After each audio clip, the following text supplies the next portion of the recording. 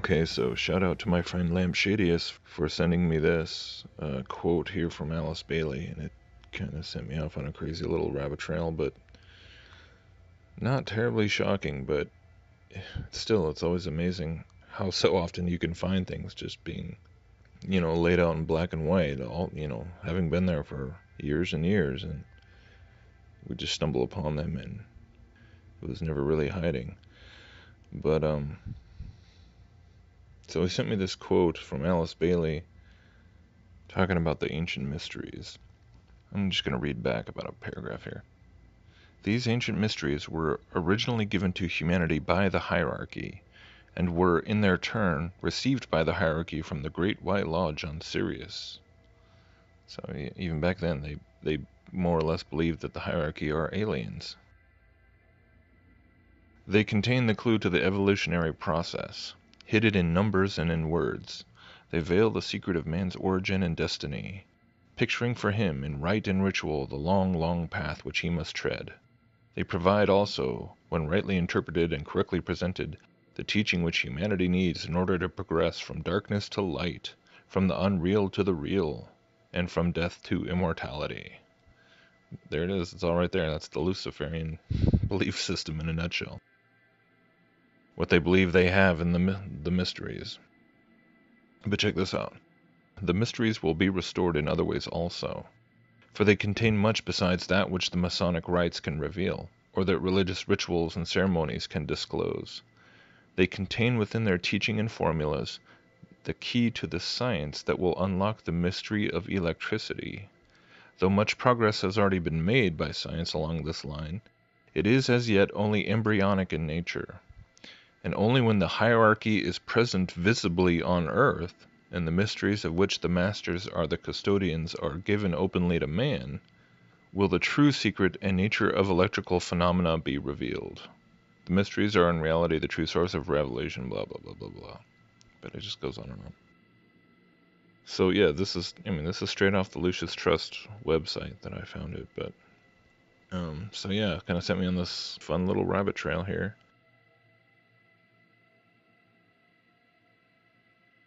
Here's another crazy quote.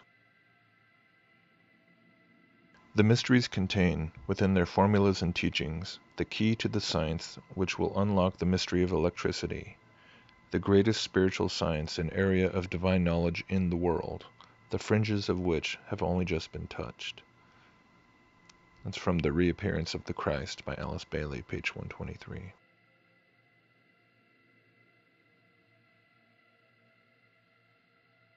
LuciusTrust.org, the electric bridge / the electric gods. So this is the electric gods, crisis and revelation in astrophysics. Okay, I'm just going to read some of this because this will trip you out. So this is by Lawrence Newey, I believe it says at the bottom. Reprinted from The Beacon magazine, April-June 2008 issue.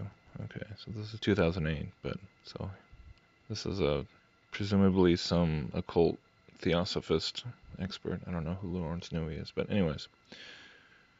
One of the main premises of the ageless wisdom teachings as given to the world by Helena Blavatsky and Alice Bailey is that electromagnetism is the fundamental source and cause of all phenomena on every plane of manifestation, subtle and gross. This necessarily includes the physical plane, and as such, this premise varies widely from that of standard gravity-based astrophysics. In fact, an ever-increasing catalog of problems exists for the conventional sciences as 96% of the matter and energy needed to support the standard theory of the universe's birth and functioning is missing. Exotic varieties of so-called dark matter and dark energy have been theorized to account for this, but to date, these hypothetical phenomena still exist solely in the minds and mathematical equations of astrophysicists.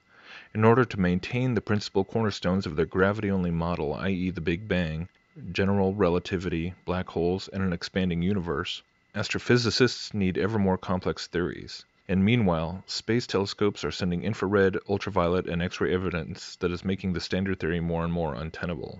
The crisis in astrophysics is a welcome one from the angle of spiritual philosophy, for its complex and erroneous view of the universe and man's position in it needs updating to reflect the elegant synthesis of reality. The notion of a cold, sterile universe inimical to life, where galaxies, suns, and planets spin in isolation, has reflected man's self-absorbed materialistic consciousness down the ages. But today our steadily shifting perception towards universal brotherhood and interconnectedness is reflected in a new awareness of the electromagnetic nature of the universe. In a treatise on cosmic fire, we are told that, quote, all physical phenomena, as we understand the term, have an electrical origin and an initial vibration on the first subplane of the physical plane. We find echoes of this great truth in the words of plasma scientists Wallace Thornhill and David Talbot. From the smallest particle to the largest galactic formation, a web of electrical circuitry connects and unifies all of nature, organizing galaxies, energizing stars, giving birth to planets, and, on our own world, controlling weather and animating biological organisms. There are no isolated islands in an electric universe. Wow, do you guys see how much it just ties right into pantheism? Like, insanely. This eloquent description of the nature of reality parallels the concept of Fohat found in esoteric science. Helena Blavatsky describes Fohat as, quote, personified electric vital power, the transcendental binding unity of all cosmic energies, on the unseen as on the manifested planes. On the earthly plane, his influence is felt in the magnetic and active force generated by the strong desire of the magnetizer. On the cosmic, it is present in the constructive power that carries out, in the formation of things, from the planetary system down to the glowworm and simple daisy, the plan in the mind of nature, or in the divine thought, with regard to the development and growth of that special thing. He is, metaphysically, the objectivized thought of the gods, the word made flesh, quote, on a lower scale, and the messenger of cosmic and human ideations, the active force in universal life. So, okay. In the stanzas of Zion, wow, that form the first part of the secret doctrine, the truth is beautifully encapsulated in the following occult phraseology that speaks directly to the intuition. Fohat, the swift son of the divine sons, runs circular errands. Interesting. He is the steed, and the thought is the rider, i.e., he is under the influence of their guided thought. He passes like lightning through the fiery clouds, the cosmic mists, takes 3 and 5 and 7 strides through the 7 regions above and the 7 below. He lifts his voice and calls the innumerable sparks, or atoms, and joins them together. In light of the above, an electric model of the universe would be a welcome step towards a rapprochement between esoteric and exoteric science, and it is therefore encouraging to learn of the pioneering work of plasma cosmologists. Their contention that we live in an electric universe is based on the fact that plasma makes up 99% of it. Plasma generally being described as a sea of charged particles called electrons and ions that react collectively to forces exerted by electric and magnetic fields. While typically described as an ionized or electrically conductive gas, plasma is also considered to be a distinct and fundamental state of matter. Because it is often found in the form of ionized gas, it seems reasonable to speculate that this conductive medium provides an interface between the etheric levels of the physical plane and the gaseous states of matter. Through this mass of electrically charged particles, cosmic ideas in the form of galaxies, suns, and planets are enabled to make the last stage of their descent from the archetypal planes into the light of day. This process is described in occult terms and symbols in the stanzas of Zion, on which the first book of the secret doctrine, Cosmogenesis, is based, and continued in a treatise on cosmic fire. Here, the awe-inspiring beauty and detail of the work of the celestial hierarchies that bring the manifested worlds into being are revealed to the intuitive mind. I'll get into what intuitive mind really means later. Through precipitation and diversification, from one state of solidification to another, from the unknowable and eternal through steadily lowered vibrational rates, they work until the precipitating idea eventually reaches that minute bandwidth of the electromagnetic spectrum that science can observe and measure. A cosmic idea thus transits across the borderline between the esoteric, etheric realms and the exoteric, gaseous realms to form the various phenomena of deep space that are recognizable to the orthodox scientists of today. And then they show, interestingly enough, some diagrams of a typical Birkeland current in the central Z-pinch region, a cylindrical volume inside the spiral where the extreme compression of matter can take place. Man, so, I mean, it goes on and on, but, I was going to read the last paragraph too, maybe, because it kind of sums it up. Okay. Through the pioneering work of plasma cosmologists, mainstream scientists is on the threshold of acknowledging the electrical processes that build, sustain, and transmute the visible universe. So that also ties into, the whole holographic universe idea, right? And this will be a positive step forward from its current view of the universe as a tomb of dead, lifeless matter that exploded into being out of nothing and is still expanding in all directions at an accelerating rate without aim or purpose. The concrete scientific mind is now contacting the abstract realms of thought, but is in need of the guiding light of the intuition to reveal a simplified, more synthetic view of the universe as an organism with a set of stable form and constituted of living conscious substance. There's pantheism. Once again, one of the tasks of the esotericist is to construct a bridge of reason between exoteric and esoteric science. So there we go. I mean, you're seeing it right there, the spirit science idea, bringing them both together. This is the task of the esotericist, uniting esoteric and exoteric science, right there. As an electric view of the universe and the spiraling forces that construct it are taken into mainstream scientific thinking, the esoteric perspective may become more accessible. For esoteric science is based on the purposeful electric drive of divine will, contacting substance and accelerating its inherent rotary motion. The love aspect of divinity directs this motion into spiraling cyclic movement on whose foundation forms all shapes and sizes are built. From the myriads of spirali that make up the atom to the kundalini force that rises in the awakening human being as a caduceus of electrical power, the spiraling proceeds. The elegant beauty of this divine process is to be noted exoterically in the double helix of DNA and the long spiraling filaments of plasma in deep space. These correspondences all provide a rich field for contemplation, the very act of which will help further precipitate the great truth that is descending from the, quote, rain cloud of knowledgeable things into human consciousness at that time that space is an electrical entity. Anyways, it could go on, but there's actually tons of stuff just even found in the Lucius Trust website and the writings of Blavatsky and Alice Bailey. So the whole point, part of me was a little bit hesitant to actually read some of this because this is straight up, I don't just read from people like Blavatsky or Bailey or other people who are, they're being taught straight from the doctrines of demons, absolutely. I pray that as I'm doing this, that I'm very conscious of the fact that this is the kind of material that is going to be very enticing to a number of people and very intriguing, and I'm definitely not trying to get anybody sucked into this garbage, but at the same time I went ahead and did this because I want you to see, I want people to see, because so much of the time, you still get all this pushback from people that they get absolutely offended by the suggestion that the powers that be, the New World Order occultists, are at the core believing all the same New Age pantheistic lies that is so prevalent within the quote-unquote truth movement.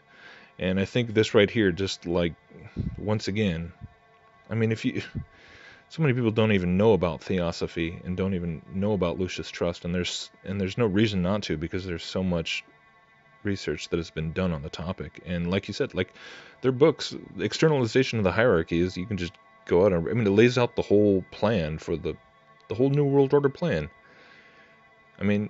It's there's nothing hidden about it. It's just in your face. The revelation of the mysteries, the ancient mysteries. Oh, you think they're hiding it from you? Do you know, if you know anything about Lucius Trust, and which was originally Lucifer's Trust, and its involvement in the creation of the United Nations and so much more, it's this is not anything that is against the New World Order system. This is the religion of the so-called elites. This is the religion of the people, of the Rockefellers and the Rothschilds and all the powers that should not be. This is what they believe. The hierarchy that they're talking about, hopefully you know who that is, okay? But if you are able to look at this with discernment, and understand it from the biblical, exposition, the biblical perspective, it all falls right into line. I mean, this is amazing in a sense that, okay, yeah, here we all are having this awakening and learning about how gravity is a total bunk and the electric universe idea, and there's something to this, there's some reality to this, but then at the same time, it continually is kind of in various ways drawing people back into the esoteric and drawing people back into the occult. Do you know Blavatsky was in the 1800s? Alice Bailey was in the earliest 20th century.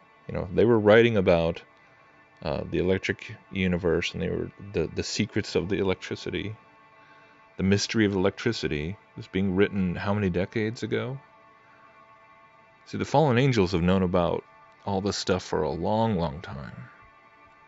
They created the lies of gravity and so many of the things that are part of mainstream astrophysics, but doesn't mean that they didn't know.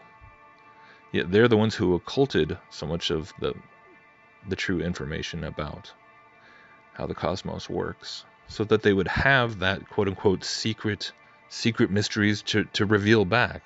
You know what I mean? So it's like you hide something and cover it up with lies, only to then be able to then play the savior and play the enlightener, when it's you were the one covering it up to begin with. You were the one, taking this knowledge that God gave them as part of their original estate, and using it as this carrot on a stick for humanity, and using this as a way of polluting and corrupting the world, and creating civilizations and empires that would worship them rather than worship God. I mean, it's pretty straightforward, and now this is all part of the final play. But yeah, it's all right there. And yeah, they're openly telling you about the Masonic rites and the Masonic. Yeah, and even that, it's just it's a gateway in many ways, right? I mean, if you there's no excuses for people that try and say that this, pantheistic monism and the quote unquote wisdom of the ages is that's different from what the Masons and the Jesuits and all of these people teach. No, it's not. No, it's not. If anything, I mean, look at all the people who got honorary Masonic degrees, like Blavatsky, like Manly P. Hall, like Aleister Crowley. Okay, why were those people able to just be? Why do people like that suddenly get, fast-tracked all the way to the top? Why do they go straight to the top of the organization? Because they already understand what it's all about. Because they're deep occultists. Because that's what it's all trying to filter people towards and baby step them towards, layer by layer. But if you're already like neck deep in it, if you're already swimming with the demons, then you don't need all the like slow gradual initiations. You can just get fast tracked and get all the degrees you want because you already know what it's all about. Anyways, the mystery of electricity.